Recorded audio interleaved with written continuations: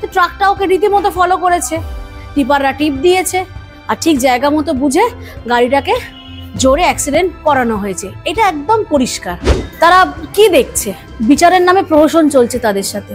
বাইরে থেকে যেটা করতো শেখ শাহজাহান, ও জেলের ভেতর থেকে সেটা করছে। দিদি আপনাকে মাধ্যমে স্বাগত। দিদি, আমরা দেখতে পেলাম সন্দেশখালীতে শেখ শাহজাহানের বিরুদ্ধে সিবিআই মামলার অন্যতম সাক্ষী তার গাড়িতে ধাক্কা দেওয়া হলো এবং দেখতে পাচ্ছি তিনি তার ছেলে মারা গেছে, ড্রাইভার মারা গেছে, তিনি গুরুতরভাবে আহত হয়েছে। কিভাবে দেখছেন বিষয়টা আপনি? মানে কি বলবো, মানে খুবই মর্মাহত। সকাল থেকে স্ক্রিনে চলছে তো নিউজটা, সত্যি দেখা যাচ্ছে না। আজকে বাবা ছেলেকে নিয়ে বেরোলো, আজকে বাবা খালি হাতে ছেলের নিথর দেহ নিয়ে বাড়ি ফিরলো। তো এর থেকে মানে মর্মান্তিক ঘটনা আর কিছু হতে পারে না। তবে এইগুলো কোনোদিন মানে আমরা কিন্তু জানি কি হচ্ছে না হচ্ছে, আমাদের কাছে কিন্তু পুরো ঘটনাটা দিনের আলোর মতো পরিষ্কার। কে করিয়েছে না করিয়েছে, দেখো ওই সিনেমা দেখে দেখে তো আমরা বড় হয়েছি, তো সিনেমার ওই প্লটগুলো বাস্তব থেকেই অনুপ্রাণিত হয়ে সিনেমাগুলো বানানো হয়। তো ট্রাকটা ওকে রীতিমতো ফলো করেছে, টিপাররা টিপ দিয়েছে, আর ঠিক জায়গা মতো বুঝে গাড়িটাকে জোরে অ্যাক্সিডেন্ট করানো হয়েছে। এটা একদম পরিষ্কার। কিন্তু বক্তব্যটা হচ্ছে আজকে আমাদের যে মানে প্রশাসনের যে অবস্থা, আর এই শেখ শাহজাহান যে আছে জেলের মধ্যে, ও কি মানে সেই জেলের যে একটা নরক যন্ত্রণা সেটা কি ভোগ করছে?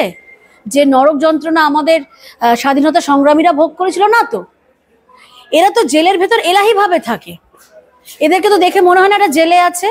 আজকে এরা অন্যান্য কয়েদিদের মতো এরা সব ফেসিলিটিস পায় কি করে কাকতালীয় ভাবে আমরা বুঝে উঠতে পারি না। এদের কাছে ফোন থাকে, পয়সা থাকলে বলে না আজকে মানুষের জীবনের কোনো দাম নেই, পয়সা থাকলে সব কেনা যায়। তো সেরকম এদের কাছে পয়সা আছে, অফুরন্ত দুর্নীতির পয়সা, অনুপ্রবেশকারীদের ঢুকিয়ে সেই পয়সা, রোহিঙ্গা বস্তি বসিয়ে সেই পয়সা, কারণ তো নিজেই অনুপ্রবেশকারী বাংলাদেশি, ওর ইতিহাস খতিয়ে দেখলে সেটাই দেখা যাবে। তো আজকে তারা জেলে বসে এইসব পরিকল্পনাগুলো করছে। তো এইরকম নটোরিয়াস ক্রিমিনালকে যদি পশ্চিমবঙ্গে জেলেই রেখে দেওয়া হয়, তো এই ঘটনাগুলোই ঘটবে। আর কেউ কোনোদিন সাক্ষ্য প্রমাণ দিতে সাহস পাবে না। পরিবার তো আগে মানুষের কাছে। তো সেই পরিবারের দায়িত্বটা যদি প্রশাসন না নিতে পারে, হতে পারে প্রশাসনই টিপ দিয়ে দিয়েছে। আজকে পরিবারের দায়িত্ব তো প্রশাসন নিল না, আজকে তারা একটা তরতাজা প্রাণ আজকে চলে গেল। তো কেন আজকে একে এখানে কেন রাখা হয়েছে? একে এই রাজ্য থেকে সরিয়ে নিক, তারপর দেখুক যে এটার বিচার হয় কি হয় না। কিচ্ছু বলার নেই। মানে প্রচন্ড মানে মানে দুঃখজনক, মর্মান্তিক। মানে আমরা সকাল থেকে দেখে মানে মানে আমরা সন্তানের তো মা বাবা, তো বাবা সন্তানকে নিয়ে বেরোলো আর নিথর দেহ নিয়ে ফিরলো, এটা কাম্য নয়। তাহলে কেউ কোনোদিন সাহস করে আর এগোতে পারবে না। ইনি যে মনোবল নিয়ে সাহস করে এগিয়েছিলেন, আজকে কি আশ্বাসবাণী দেবো ওনাকে, কি আশা ভরসা জাগাবো ওনার মনে? আর কেউ সন্দেশখালী মানুষ যে মানে যে অদম্য লড়াইটা দিয়েছে ওখানকার মানুষরা, তারা কি দেখছে? বিচারের নামে প্রহসন চলছে তাদের সাথে, খুন খারাপি চলছে। ও বাইরে থেকে যেটা করতো শেখ শাহজাহান, ও জেলের ভেতর থেকে সেটা করছে। তো কার উপর ভরসা করবে? তো এরপরেও বলবো, এরপরেও যদি মানুষ লক্ষ্মী ভান্ডার নিয়ে নাচে, কন্যাশ্রী রূপশ্রী এগুলো নিয়ে নাচুক।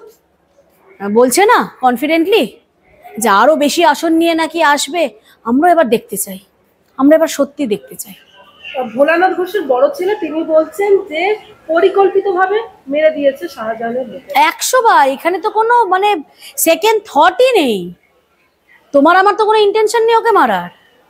আছে টাকার যার আছে। আজকে শুনানির দিন ছিল, আজকে কোর্টে পেশের দিন ছিল, শুনানির দিন ছিল, সেটাই তো বলছি, যাওয়ার পথেই তো হলো। তাহলে এর থেকে আর মানুষকে কি পরিষ্কারভাবে বলা বা বোঝানো সম্ভব তো না। সবাই সব কিছু বুঝছে, বোঝার পরও কেউ যদি এখনো ওই ধেই করে নেচে উন্নয়ন করেছে, হ্যাঁ এগুলোই উন্নয়ন। যে আজকে একটা সত্যি বলার জন্য বাবা তার তরতাজা ছেলেটাকে নিয়ে বেরোলো আর নিথর দেহ নিয়ে বাড়ি ফিরলো, এটাই উন্নয়ন, এটাই তৃণমূলের উন্নয়ন। ওখানকার যিনি বিধায়ক তিনি বলছেন যে পরিবারের লোকজন বলছে ষড়যন্ত্র আছে, ঘটনাকে তদন্ত হয়। সুকুমার মাহাতো, তদন্ত কি হবে? তদন্ত করে কিচ্ছু পাওয়া যাবে না। শেষমেশ পাওয়া যাবে নয় ড্রাইভারকেই মাদক বানিয়ে দেবে যে মদ্যপান করে গাড়ি চালাচ্ছিল, আর নয়তো গাড়ি ব্রেক ফেল হয়ে গেছে। এইসব গল্প আমাদের জানা। আজকে আমরা কি দেখলাম? কুলপিতে বজরংবলীর মূর্তি ভাঙা হয়েছে, ওই এক কায়দায় মুন্ডুটা ছেদ করা হয়েছে। এটা কারা করে এই স্টাইলে? এই মূর্তিগুলোর ভাঙার প্যাটার্ন সব এক, বাংলাদেশ থেকে শুরু করে ওই পুরো দক্ষিণ 24 পরগনা জুড়ে মালদা, মুর্শিদাবাদ, যেখানে যা হচ্ছে প্যাটার্ন কিন্তু সব এক। কারা করছে আমরা সবাই জানি, কিন্তু প্রশাসন এদেরকে চোখের সামনে ঘুরতে দেখলেও ধরবে না। ক্ষমতা নেই ধরার, মনুষ্যত্ব নেই। তারা কি বলবে? না না, পাগল ছিল। কোন পাগলে এটা করেছে? মানসিক ভারসাম্যহীন বানিয়ে দেবে। তো সেরকমই হয়তো সব কিছু তদন্তের পর দেখা যাবে যে হয়তো এই ভোলানাথ বাবু ড্রাইভারেরই দোষ ছিল, সে হয়তো মদ্যপ অবস্থায় গাড়ি চালাচ্ছ, নয়তো গাড়ির কোনো যান্ত্রিক ত্রুটি ছিল, ব্রেক ফেল ছিল বা এরকম জাতীয় কিছু। এটাই শেষমেশ দেখবে, এই জিনিসটাই হবে। এই যে সাক্ষীকে খুন করার চেষ্টা হয়ে থাকে, মানে কতটা ভয়ঙ্কর। এটা কি আবার নতুন কথা বলছো? এটা তো শুনে আশ্চর্য হওয়ার কিছু নেই। আমরা আগুনের স্তূপের ওপর বসে আছে পশ্চিমবঙ্গ, তো এইটা আবার নতুন কি জিনিস? ভয়ঙ্কর, সবটাই তো ভয়ঙ্কর। আরজি করে যে নারকীয়ভাবে আমার বোনকে হত্যা করা হয়েছিল, ওটা তো এর থেকে বেশি ভয়ঙ্কর। এর থেকে বোধহয় আমার বোনটাকে গলা টিপে মেরে দিলে শান্তি হতো। যে নারকীয়ভাবে ওকে হত্যা করা হয়েছে, ওর থেকে ভয়ঙ্কর কিছু হতে পারে? যে কটা আমার এই বাংলার মেয়েরা ধর্ষিত হয়েছে, প্রত্যেকের সাথে নারকীয় ঘটনা, মানে ধর্ষণ করা হয়েছে, সেগুলো ভয়ঙ্কর না? সেগুলোও তো ভয়ঙ্কর। তো ভয়ঙ্কর বলে তুমি এরকম একটা অতিরঞ্জিত করে বলার কিচ্ছু নেই। ভয়ঙ্করটা আমাদের পশ্চিমবঙ্গের সাথে একদম সমার্থক শব্দ হয়ে গেছে। সন্ত্রাসবাদ, জঙ্গিহানা, দুর্নীতি, চুরি চামারি, ডাকাতি, চিটিংবাজি, ভয়ঙ্কর, এগুলো ইকুইভ্যালেন্ট টু সমশব্দ হয়ে গেছে পশ্চিমবঙ্গের সাথে। তো আশ্চর্য হবার কিচ্ছু নেই। কিন্তু এরপরেও মানুষ যদি এখনো ভোট দেয় তৃণমূলকে, আমি যেটা আগেও বলেছি আবারও বলবো যে তৃণমূলকে ভোট দিন ও আকর্ষণীয় পুরস্কার হিসাবে গ্রেটার বাংলাদেশ উপহার হিসাবে পান, আর নয়তো আপনারা প্রস্তুত থাকুন।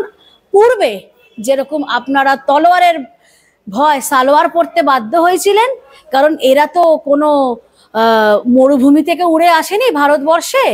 এখানকার মুসলিম সম্প্রদায়ের মানুষরা সব কনভার্টেড। তারা আজকে বড় বেশি কট্টর মুসলিম হয়েছে। তো এই আজকের এই সেকু মাকু দোগলা হিন্দুরাই আগামীর দিনের এরকম টুপি পরা মুসলমান।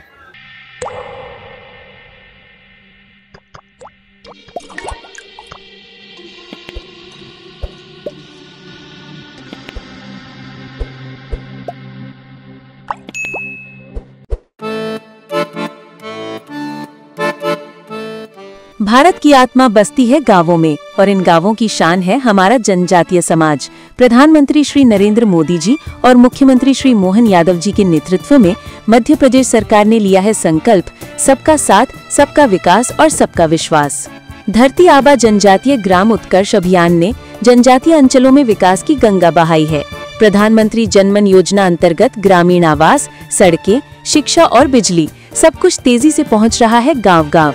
21 जिलों में 66 मोबाइल मेडिकल यूनिट से स्वास्थ्य सेवाएं अब पहुंच रही हैं दूरस्थ अंचलों तक।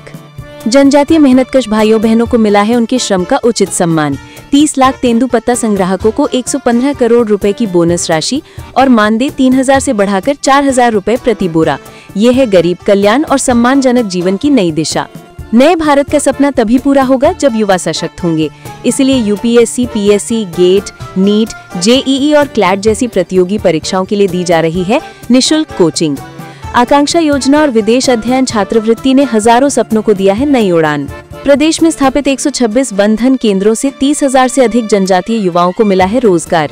देश का पहला ट्राइबल हॉस्टल हो या सेना और पुलिस सेवाओं में भर्ती के लिए विशेष प्रशिक्षण, सरकार हर मोर्चे पर जनजातीय युवाओं को बना रही है आत्मनिर्भर। माननीय प्रधानमंत्री नरेंद्र मोदी जी के आदिवासी गौरव के संकल्प और मुख्यमंत्री मोहन यादव जी के अथक प्रयासों से आज मध्य प्रदेश का जनजातीय समाज शिक्षा, स्वास्थ्य, रोजगार और सांस्कृतिक संरक्षण हर क्षेत्र में आगे बढ़ रहा है। मध्य प्रदेश सरकार का विश्वास है, जब जनजातीय समाज आगे बढ़ेगा तभी प्रदेश और देश आत्मनिर्भर भारत के सपने को साकार करेगा। सबके साथ सबका विकास, यही है आत्मनिर्भर मध्य प्रदेश का संकल्प।